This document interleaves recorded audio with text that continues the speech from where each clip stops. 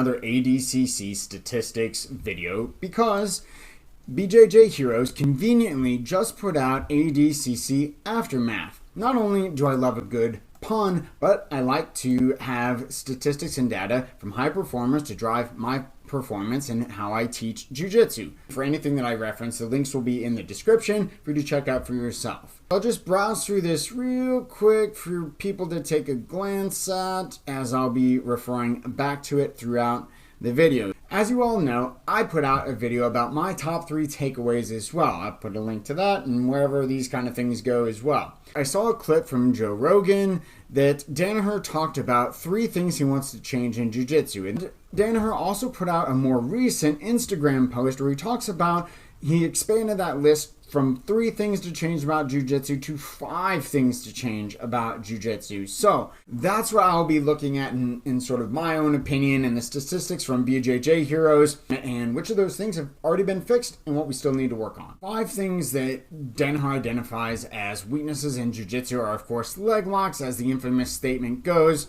ignoring 50% of the body, that the idea that training in the gi prepares you for no-gi competitions, that takedowns are severely lacking, that jiu-jitsu practitioners struggle to keep a man on the ground when they don't want to be there, and that coaching styles are significantly slower to evolve than the actual techniques and the practices of jiu-jitsu itself. The first and maybe most obvious thing that Danaher has tackled, and that would be leg locks that he points out.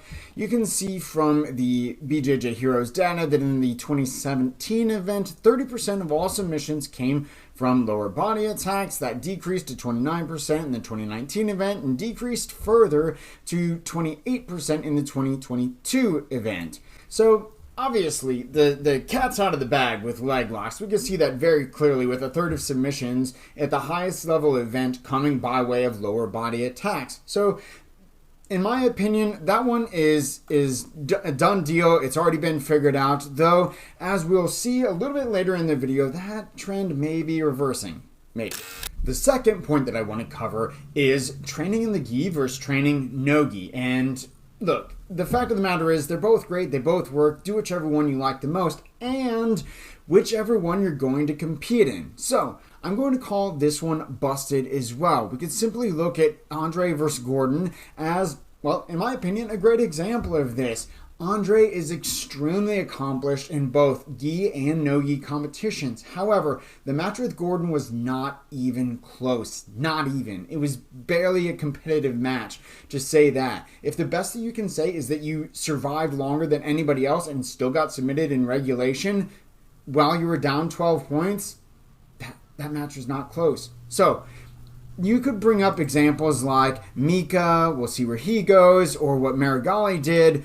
Now, Marigali had a great performance leading up to ADCC and the Who's Number 1 events, but if you notice, he didn't stay training in the gi. He did the smart thing. He took off the gi and he went to find the best coach in the world to train no-gi. He specifically wanted to train without a gi for a no-gi competition.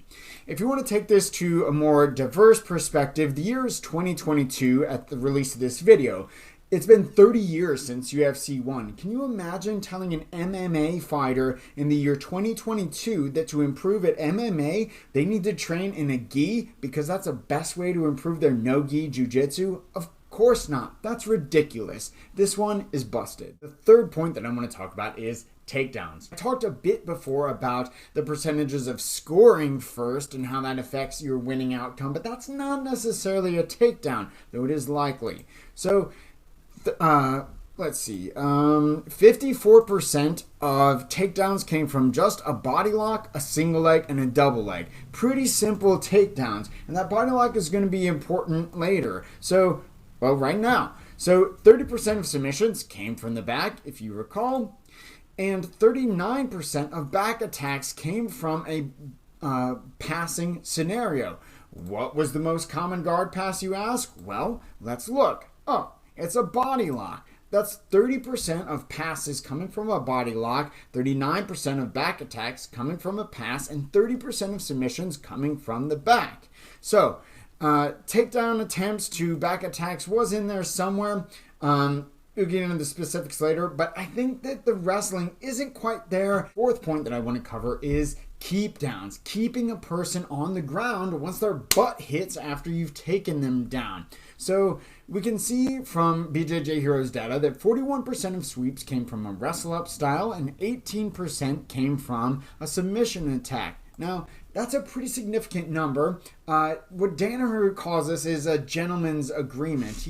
He talks about a gentleman's agreement of somebody concedes to play top and somebody concedes to play bottom. So while BJJ Heroes reported that the Adcc takedowns this year were 40% higher than any other year, I still have concerns about that, because if 40% of our sweeps are coming from wrestle-ups, well, how did you get to the bottom to begin with? Somebody had to pull guard. Somebody is still agreeing or conceding to take the bottom position. And of course, the rules force you to engage. It's not like MMA. But the rules force the top person to engage with the person on bottom. So you're still able to pull guard. And that hasn't quite been resolved. The other point that I want to talk about, speaking of MMA, have you ever tried to keep an MMA guy down that doesn't want to be down? Danaher is absolutely right about this. He's right about a lot of things. He's a great coach.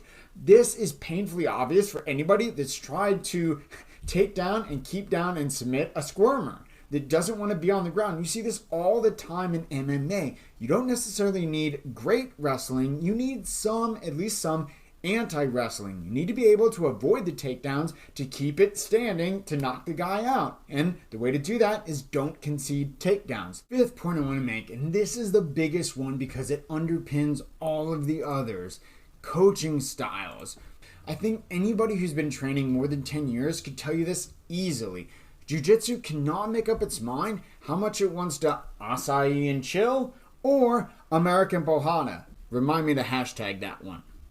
We can't make up our mind. We're not sure how creative or how conservative we want to be. If you want something to grow and evolve, you're going to have to test and you're going to have to find more applicable ways of teaching that have a longer shelf life rather than just beat your head against the wall and do it the way it's always been done. In a sense, then, if we want our art to remain an art, we're going to have to put a little more effort in, because over time, the truth will be exposed.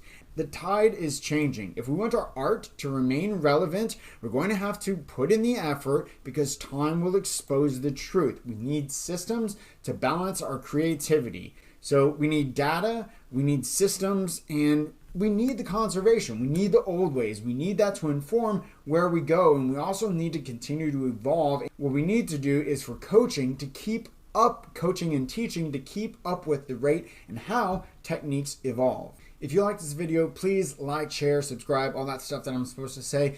I really love doing these kind of things for my own benefit and because I just like jiu-jitsu, man. I like to do this stuff. Follow me on TikTok, Instagram, all that sort of thing, again, in the description. Thanks for watching. Keep rolling.